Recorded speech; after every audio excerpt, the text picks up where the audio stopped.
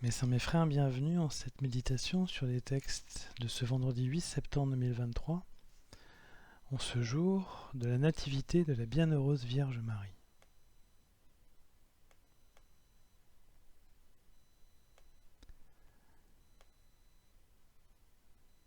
La conception de Jésus par l'Esprit Saint nous conduit à la pureté de Marie.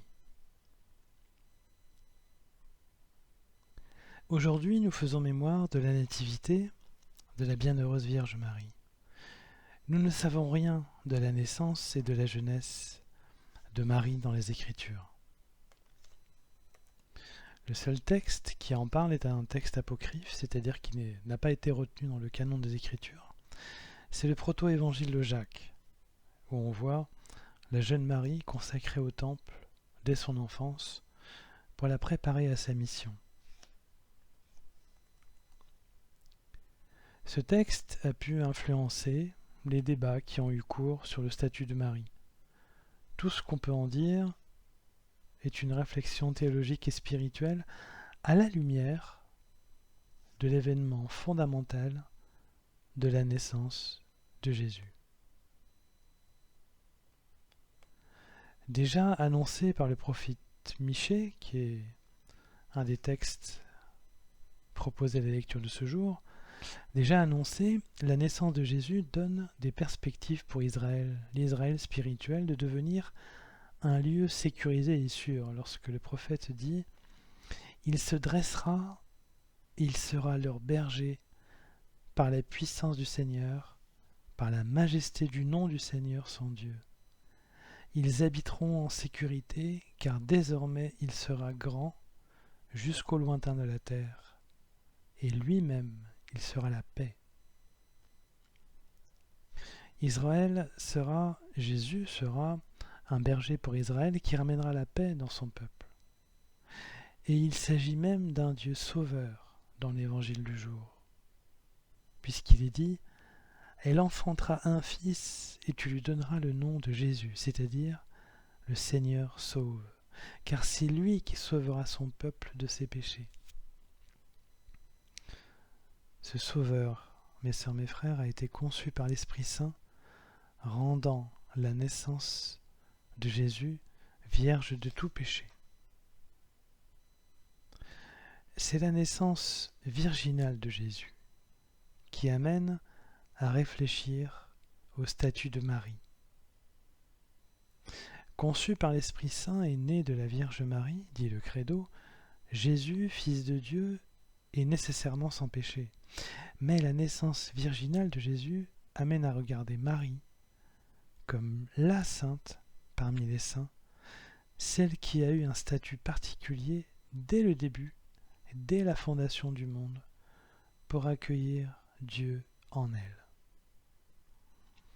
Il y a eu des débats en ce sens dès les pères de l'Église, et qui ont abouti à la proclamation de l'Immaculée Conception de Marie. Par le pape Pie IX, en 1854, Marie conçue elle-même sans péché. Tout n'a pas été sans heurts ni querelle théologique sur son statut à sa naissance, depuis le début de l'Église jusqu'à aujourd'hui encore. Ce qui est certain, c'est que pour nous, mes sœurs, mes frères, Marie est l'exemple, parmi tous les exemples des saints, elle est celle qui écoute Dieu, qui dit oui à sa mission et qui console. Elle est la sainte par excellence et la mère par excellence, car elle a enfanté Dieu lui-même. Elle nous entoure de son amour, comme elle entourait Jésus à sa naissance. Elle est celle qui comprend beaucoup de choses avec une grande tendresse. Nous pouvons agir en méditant ses actions, son écoute de la parole lors de l'Annonciation, son sens de la charité et du dévouement lors de sa visite à Élisabeth,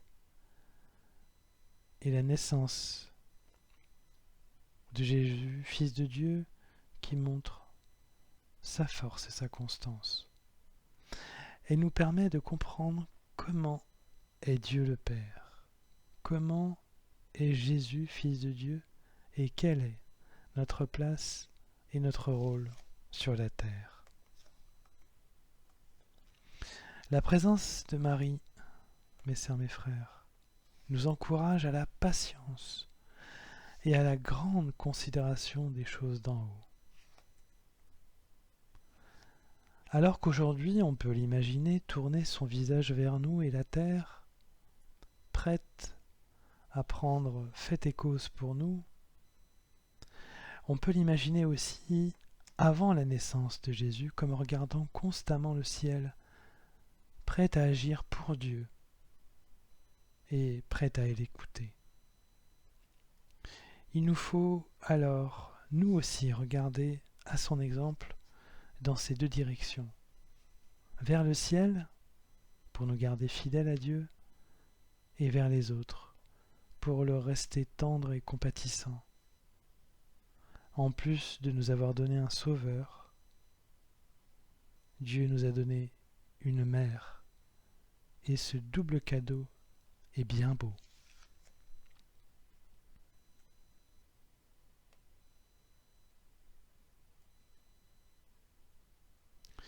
Mes sœurs, mes frères, après cette méditation sur les textes de ce jour consacrés à la pureté de Marie et à sa nativité pure, je nous invite à la prière.